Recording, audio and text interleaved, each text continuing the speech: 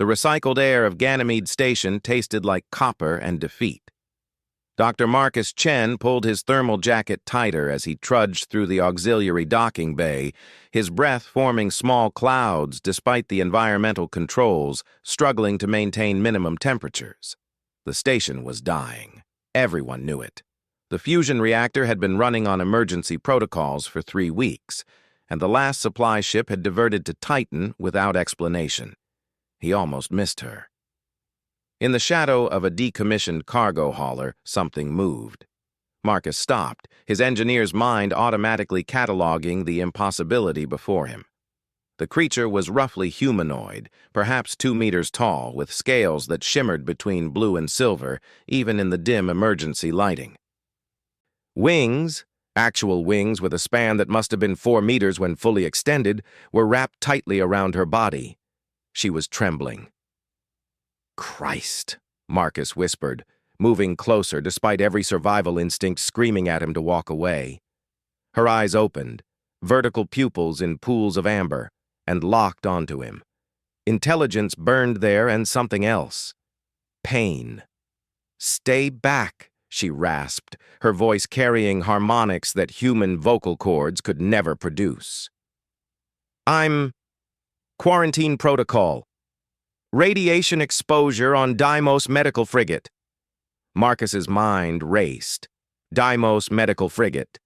The ship that had been caught in the solar flare 6 days ago.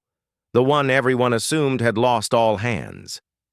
"You're Skarathi," he said, recognition dawning. The dragon-like species from the Kepler 442 system. They'd joined the Galactic Medical Corps 15 years ago, their unique biology making them ideal for high-radiation environments. "You're a nurse." "Was," she corrected, her scales rippling with what might have been bitter amusement. "Now I'm dying. Slowly. My thermal regulation is failing. Your station's cold is faster than the radiation." Marcus made a decision that would echo through centuries. "Not on my watch." He triggered his comm. "Chen to medical. Prepare emergency isolation ward 7. Xenobiology protocols. I'm bringing in a survivor." The creature, she'd introduced herself as Vex Thara, though she said humans could call her Vex, tried to protest as Marcus draped his jacket over her shoulders. It was absurd. The jacket barely covered her back, but the gesture made her go quiet. "Why?" she asked as he helped her stand, supporting her weight as they moved toward the medical section. "Your species. I've read the files.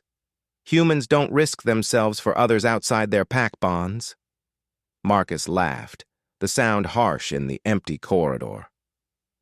"Then your files are outdated. We've gotten better. Mostly." The next 72 hours became a blur of improvisation and desperation. Station Medical had never treated a Skarathi. Their biology was complex. They were partially ectothermic, but with an active cellular furnace that required precise thermal balance. The radiation had damaged Vex's internal temperature regulation at a cellular level. Marcus, a thermal systems engineer, found himself working alongside Dr. Sarah Okonkwo, the station's only remaining physician, retrofitting a med pod with custom heating elements. They pulled components from everywhere: climate control units, food processors, even the station commander's personal sauna. Vex remained conscious through most of it, her medical knowledge proving invaluable. She guided them through Skarathi physiology with the detached professionalism of someone who'd accepted death and was surprised to be given an alternative.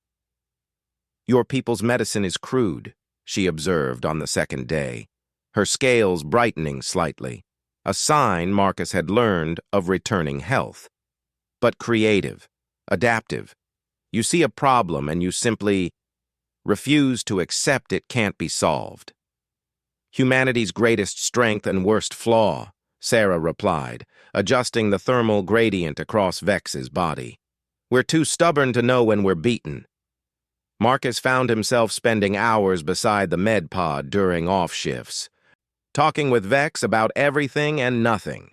She told him about Skarathi culture, where family bonds were chosen rather than genetic, where honor was measured in service rather than conquest.